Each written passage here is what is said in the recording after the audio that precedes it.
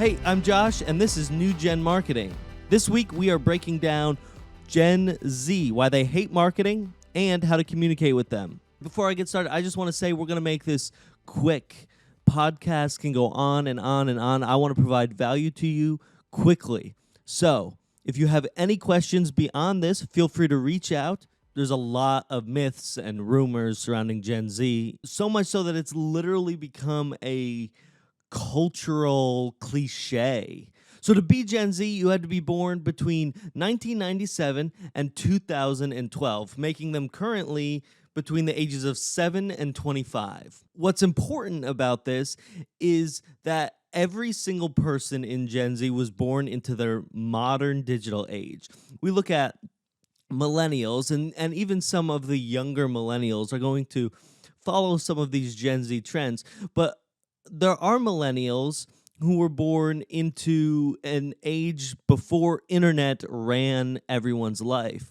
Google was created in 1998, and Yahoo came even before that, but Google was really that transitional phase. So in 1998, Google was created, and the earliest Gen Z was born just a year before, meaning as soon as they were able to see and speak, Gen Z was able to interact with the internet. Digital marketing has always been a part of a Gen Z life. So that actually becomes the foundation of how they interact with marketing today and with the world around them, which gives us so much of a better understanding of them. And it isn't so much that Gen Z hates marketing as much as it is that Gen Z understands the digital world better than any other generation that has come before it. So they can sniff out some of those traditional marketing methods.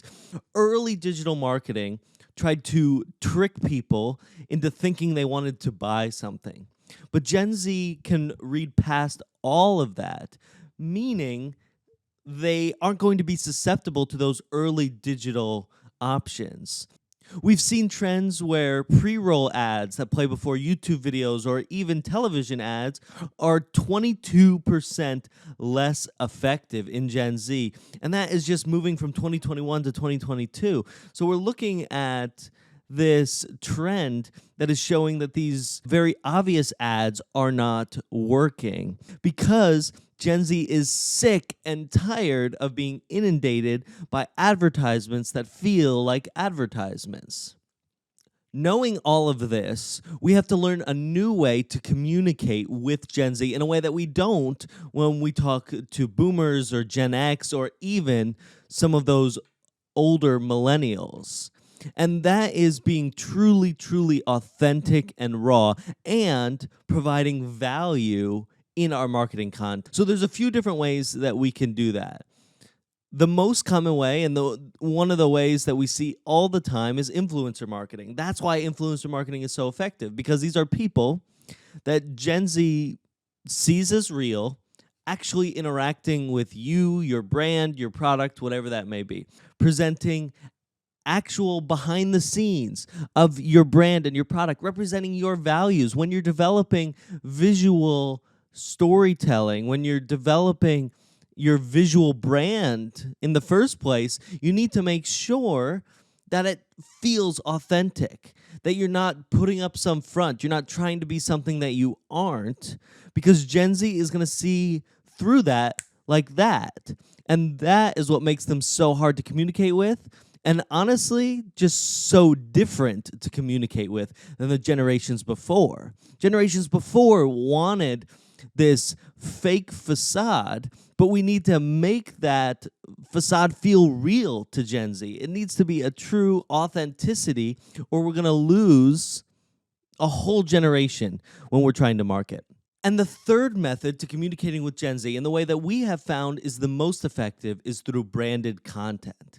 Now, this can be anything from TikTok, Instagram, web series, anything where you are tying your values with your customers' values and finding the intersection of that and providing true value there.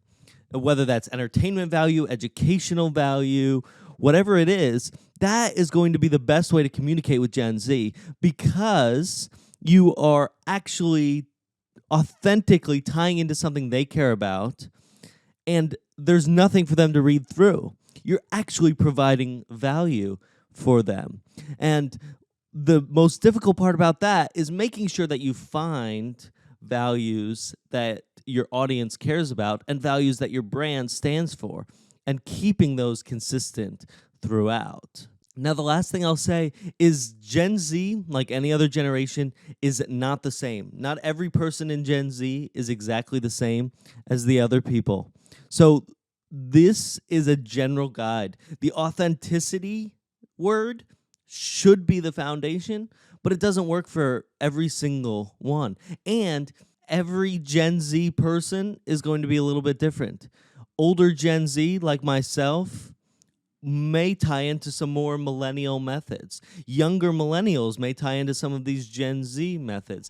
And the younger Gen Z may respond better to one method or the other. It's a lot of trial and error, but most importantly, you need to tie into their values and be authentic. And that's how you're truly going to communicate to this new generation that we have to market to.